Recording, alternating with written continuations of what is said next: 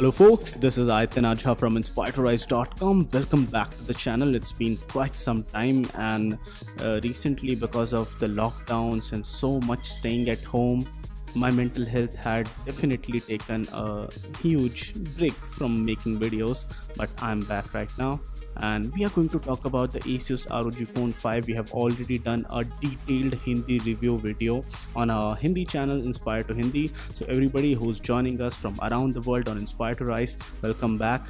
Let's begin.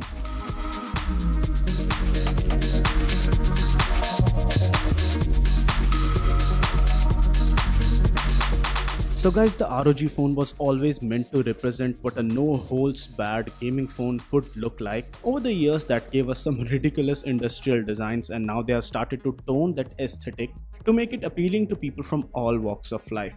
So the fan from the back is gone now, and the ROG Ultimate White version does look better than this normal ROG Phone 5 version that we have, but still the design has become more consumer friendly now, and a lot of people would like this newer design a lot. The version that we had has a glossy back and it still gets a lot of fingerprints and smudges. There's no official IP certification, and the lack of a rubber gasket on the SIM tray slot doesn't exactly inspire confidence. To say that it's a huge phone is an understatement. It's actually a really big phone at 6.8 inches and 238 grams of weight. In terms of overall feel, it has a very robust feel in hand. The display has Corning Gorilla Glass Victus protection, and the back is also glass, but it's Gorilla Glass 3.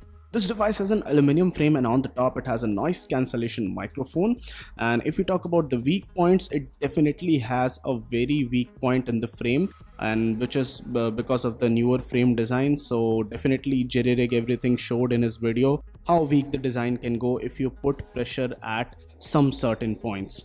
So apart from all of that, on the top there's the noise cancellation microphone. The camera module on the back protrudes out really slightly. There's a nice smooth glass finish on the back with an RGB light panel which gives it a great look. If you use the smartphone without a cover, you'll find that it's kinda too smooth to be used comfortably, and the chances of the phone slipping go really high. The best bet is to use this phone with the case which is supplied in the box. At 10.3 millimeters of thickness, it does feel like a solid slab of metal and glass, and the main culprit here for the weight would be the 6000 mAh battery and the robust design. So if you are a compact phone lover, you might as well skip this video altogether. There's a Type-C port at the bottom along with the 3.5mm jack, and on the right hand side there's the power button. The normal SIM tray openers don't work here. You need an extra long SIM tray opener for this one, and this smartphone comes with an upgraded air trigger experience which allows you to play games with real ease. So if you're somebody who's going to map a lot of controls on the air triggers, you'll find that this smartphone does that job really well.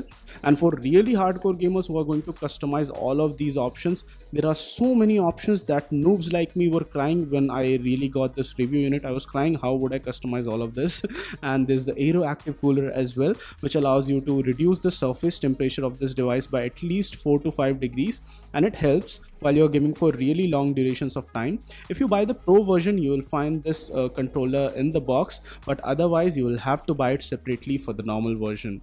And there's support for fast charging as well here, but it's not really that fast. These are the colors, and it has stereo speakers, and I think these are one of the best sounding stereo speakers that I've heard on any smartphone ever. And the volume gets really high, uncomfortably loud at certain points of time. Let's talk about the display. It has a 6.78 inch Full HD plus 144Hz HDR10 plus compliant AMOLED display which can go up to a peak brightness of 1200 nits, and the general brightness stays around 800 nits. Truth be told, it has some of the best display panels that I've seen in quite some time. Even if we look at it in terms of color accuracy, it's pretty good. There's crazy high touch refresh rate of 300 Hz, while the display refresh rate is of 144 Hz. It allows easy gaming, one of the best gaming displays out there, and I won't even compare it to the competition. If you are really a hardcore gamer, this is the smartphone that you will go for. And apart from all of this, this phone is available in Phantom Black and Storm White colors. It does look better in the white variant, so that's also something that you need to keep in mind. There are so many gaming related features in the smartphone that I felt that it's very difficult to cover all of that in just one single video. Still, here's the video for you guys. And when you look at HDR content on the display, it's definitely a great smartphone meant for content consumption. The rich vibrant colors, there's deep blacks, and my 8-bit video does not do justice to the kind of 10-bit colors that this panel can show, and definitely my camera and the YouTube 8-bit video does not capture the kind of peak brightness that this smartphone's display can show. There are a lot of options here, and you can also adjust the refresh rate depending upon how you like it. The automatically adjustment option is one of the best for almost everybody, I guess. And apart from that, if you're going to save a lot of battery, you can set it on 60 Hz in order to save it. Squeeze the smartphone long enough and you trigger the gaming mode on the smartphone. That's good. And this display is a full HD plus display. It could have been quad HD, but right now it's a okay mix of best performance along with battery life. The performance is good in day-to-day weather, but in harsh Delhi sun it might feel a little less bright compared to some other flagships. The touch latency at just 24 milliseconds is one of the absolute best for me. It does have a notification LED, and on the inside it comes with a Snapdragon 888 chipset with 8, 12 or 16 gigabytes of RAM, 128 or 256 gigabytes of storage. The storage on this one is a UFS 3.1 storage, and the read-write speeds are really fast. It's different from other 888 containing smartphones as it has a vapor chamber and graphite internals for heat dissipation. The main board is in the middle of this phone, so due to the overall symmetrical design, the thermals are really good compared to some other smartphones. If you're going to invest your money in the Aero Active Cooler, things can get even better for long-term gaming sessions. The new performance manager allows you to switch between so many different modes, and the ultra durable mode got me the best battery life, so you can customize between them or select an entirely different power plant to your liking. Support for some of the older accessories has gone now, which is a little sad for people who are already invested in the ROG ecosystem. Now let's talk about the software. It's running a custom ROG skin on top of Android 11, and it's running a slightly older security patch level. There's Armoury Crate here as well, which allows you to access a great level of customization where anything can be tweaked to a crazy level. The level of customization options are so many that people like me would be easily overwhelmed. You can even choose between the two colors of choice for the RGB logo on the back. There are different modes like X mode and X mode plus, and if you're somebody who's going to game a lot, you will appreciate all of these modes which are present on this smartphone. And apart from that, there are also different battery modes, and some of the battery modes can even make the phone hang to a crawl. So let me explain. The ROG Phone 5 allows you to set a low temperature for throttling the CPU. So when you do that level of tuning, sometimes your CPU is already heated up and the system would just hang and it will wait till the system is cool again in order to become responsive. So I would suggest that normal users should never mess up with the battery modes because some of them are really advanced. This is the absolute dream phone for gamers, and the number of input options that can be achieved on this phone are absolutely crazy. Hardcore gamers should buy the Kunai gamepad if their favorite games support external gamepads, and if you actually put the time and effort to master all of the inputs that this smartphone provides you, you can actually become a great gamer. I'm a filthy casual, so everything present on the smartphone was overkill for me. There's also the Aero Active Cooler, which allows for more input options as well, and there's an always on display on the smartphone, so that's good. And these are all of the options. As you can see, the Kunai 3 gamepad looks like that. I played a lot of games on the smartphone, and needless to say, it handles a lot of games very easily. Snapdragon 888 is known for some of its heating issues, but I can say that this smartphone has amongst the best thermals for any Snapdragon 888 smartphone. And apart from all of that, there are a lot of other things which are good. Game Genie allows real-time control while you're gaming, and the Armoury Crate works like a game launcher. There's also variable rate shading, which might come soon in some of the games. It's almost like DLSS for ray tracing, which would allow you to have better looking graphics at a significantly lower GPU cost. So that's something which is a Snapdragon exclusive technology, and it might come soon to the smartphone in the near future. And if I talk about heating, the phone was heating up slightly when I was using the camera, and even while gaming for a really long duration of time, it did heat up if you're using it without any fans. And as I told you earlier, deep learning super sampling, that is DLSS, and it might come to the smartphone via a Snapdragon update in some of the games, not every game for sure. And if you are going to game for a long period of time, the aero active cooler does reduce the heat by a few degrees, but it's not something mind blowing. And still I would say thermal throttling doesn't really happen on this phone owing to the new hardware and the new design where the batteries are on both of the sides of this phone, so it does not really throttle that much. And I feel like any external fan is not present on the smartphone, which kind of makes the design a little bit more good aesthetically. But still, if there was an internal fan present on the smartphone, it might have reduced the temperature a little bit further. But I do understand why Asus got rid of the internal fan on the smartphone, and it's more of a long-term thing.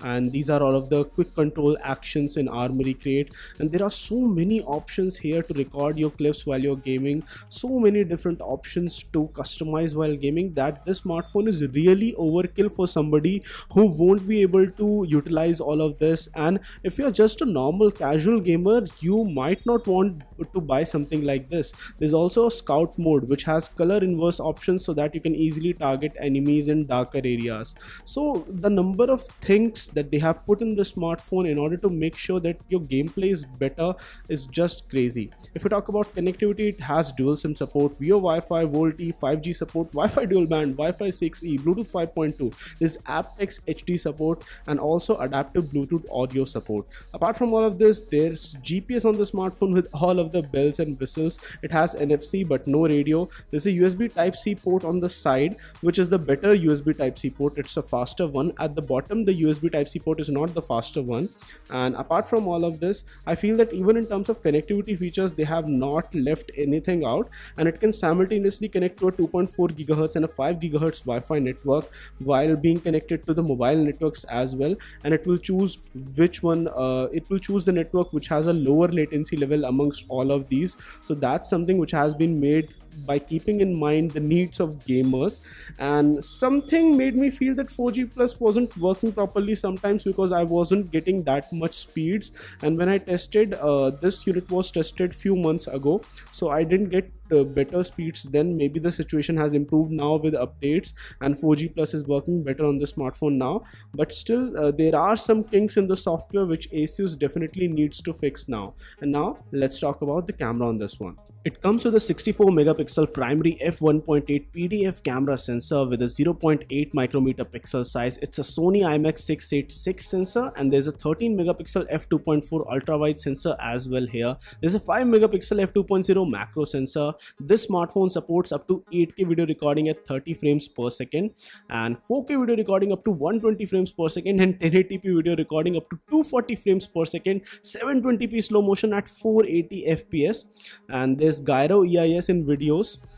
There's a 24 megapixel f2.5 selfie camera, but there's only 1080p 30 fps in the videos taken from the selfie camera. The main camera does have a good color science to it, but sometimes sharpness takes a little bit of hit due to excessive smoothing applied to combat noise. A telephoto instead of a macro sensor would have been much better, but it is what it is. And during sunny and well lit conditions, it takes great photographs. The 8K videos are great in daylight, but if you reduce the light a little bit, the focus starts to struggle.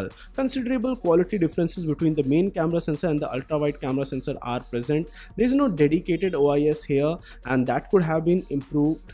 The HDR algorithms do get pretty aggressive sometimes. It does support 4K videos with HDR mode on, and that comes up as a pop-up in the UI when you are in really bright light. The front camera based face unlock is pretty good, so that's not an issue, and on the main camera up to 8x digital zoom is possible. The battery on this one is a 6000 mAh battery, and it's divided into two separate 3000 mAh cells. This does allow for fast 65 watt charging as well, and it provides more thermal headroom. Inside the box, the fast 30 watt charger Quick Charge 4.0 is included, and the cable given inside the box has a nice braided feel. There are so many battery modes, options for regulating charging, etc., that a normal user might feel overwhelmed. There's an option to limit the maximum percentage charged for the battery, and there's an option to limit the rate of charging, which is to prolong the battery health. Then there are crazy number of power modes. I tweaked the advanced mode once to get up to 2 days of battery life, and with all the bells and whistles set to in maximum limit you can expect only a normal 1 day battery life, but full charge is possible on the smartphone within an hour. There's a pass-through mode as well for gaming while charging, and it helps to avoid heating. You can expect 5.5 to 6 hours of screen time easily on gaming. And let's talk about the audio. Without a doubt, the best sounding speakers on any smartphone. The stereo effect and maximum volume achieved by these speakers is really good, and there's very little distortion. The 3.5mm jack is back now, and there's an ESS quad DAC here, but I really wish they provided an option to disable all of the audio enhancements as well. Sometimes you just want to hear the original sound. And my 24-bit 96 kHz grunge collection FLAC files, when played to wired earphones, was painfully butchered by the processing sometimes. Wireless was really awesome, and I didn't find issues on a lot of wired earphones, only on some of them, so that's something. And the quad DAC audio quality with FLAC files on the smartphone is the real deal.